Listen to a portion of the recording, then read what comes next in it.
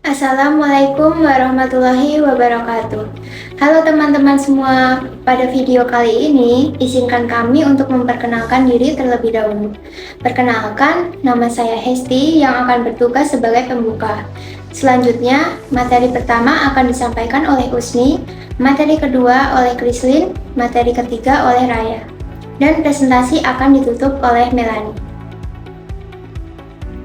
Pada kesempatan kali ini, kami akan membahas materi mengenai subsequent event peristiwa setelah periode pelaporan berdasarkan PSAK 8 dengan studi kasus PT Kimia Farma Tbk tahun 2024. Laporan keuangan menggambarkan kondisi perusahaan pada suatu tanggal tertentu. Namun, bagaimana jika setelah tanggal tersebut muncul peristiwa penting yang dapat mempengaruhi informasi di dalamnya? Inilah yang akan kita bahas melalui konsep subsequent event berdasarkan PSAK 8. Melalui video ini, kami akan menjelaskan mulai dari pengertian, jenis-jenis subsequent event, penerapannya pada kasus PT Kimia Farma, serta dampaknya terhadap penyajian laporan keuangan. Baik, tanpa berlama-lama, mari kita mulai pembahasannya. Subsequent event merupakan peristiwa yang terjadi setelah tanggal pelaporan, yaitu setelah tanggal 31 Desember. Tetapi laporan keuangan belum diotorisasi untuk terbit. Pada timeline ini, rentang waktu dimulai sejak 1 Januari sampai dengan 15 Maret. Periode ini sangat penting, karena setiap peristiwa yang terjadi harus dievaluasi, apakah memberikan bukti atas kondisi yang sudah ada sejak tanggal pelaporan sehingga laporan keuangan perlu disesuaikan atau hanya kejadian baru yang perlu diungkapkan dalam catatan atas laporan keuangan. Berdasarkan PSAK nomor 8, subsequent event dibagi menjadi dua jenis, yaitu adjusting event dan non-adjusting event. Adjusting event adalah peristiwa setelah tanggal pelaporan yang memberikan bukti bahwa kondisi tersebut sudah ada pada tanggal pelaporan, sehingga angka dalam laporan keuangan perlu dilakukan penyesuaian.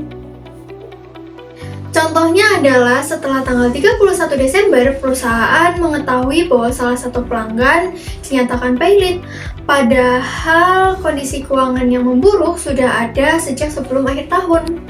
Sebaliknya, non-adjusting event adalah peristiwa yang baru terjadi setelah tanggal pelaporan, sehingga tidak mengubah angka dalam laporan keuangan, tetapi jika dampaknya material, perlu diungkapkan dalam catatan atas laporan keuangan. Contohnya adalah kebakaran gudang atau bencana alam yang terjadi beberapa minggu setelah akhir periode pelaporan. Agar lebih mudah dipahami, mari kita lihat salah satu contoh kasus nyata pada PT Kimia Farma Tbk. Setelah tanggal pelaporan 31 Desember tahun 2023, tepatnya pada tanggal 15 Maret tahun 2024, perusahaan mengembalikan penyertaan modal negara atau PMN sebesar 253 miliar kepada pemerintah. Sebelum pengembalian tersebut dilakukan, pada tanggal 16 Januari tahun 2024, Kimia Farma terlebih dahulu mengajukan permohonan pengembalian PMN kepada Bio Farma. Selanjutnya, pada tanggal 27 Februari tahun 2024, permohonan pengajuan pengembalian PMN tersebut disetujui. Hingga pada akhirnya, dana dikembalikan pada tanggal 15 Maret tahun 2024. Rangkaian peristiwa tersebut seluruhnya terjadi setelah tanggal pelaporan 31 Desember tahun 2023 dan sebelum laporan keuangan diotorisasi untuk terbit, sehingga berada dalam periode subsequent event seperti yang diatur dalam PSAK nomor 8. Peristiwa ini bukan merupakan bukti bahwa kondisi tersebut sudah ada pada 31 Desember tahun 2023. Hal ini karena pengembalian PMN merupakan tindakan atau keputusan yang terjadi setelah tanggal pelaporan, sehingga tidak mencerminkan adanya kondisi yang telah ada pada akhir tahun 2023. Nah, berbeda dengan kasus pelanggan yang dinyatakan pailit setelah tanggal pelaporan, di mana kepailitannya menjadi bukti bahwa kondisi keuangan perusahaan tersebut memang sudah bermasalah sejak sebelum 31 Desember. Oleh karena itu, kasus pelanggan pailit termasuk dalam adjusting event. Sedangkan pengembalian PMN PT Kimia Farma termasuk dalam non-adjusting event. Artinya, perusahaan tidak perlu mengubah angka-angka dalam laporan keuangan tahun 2023. Namun, apabila informasi tersebut dianggap material bagi pengguna laporan keuangan, maka peristiwa tersebut perlu diungkapkan dalam catatan atas laporan keuangan agar memberikan informasi yang lebih lengkap pada para pemangku kepentingan.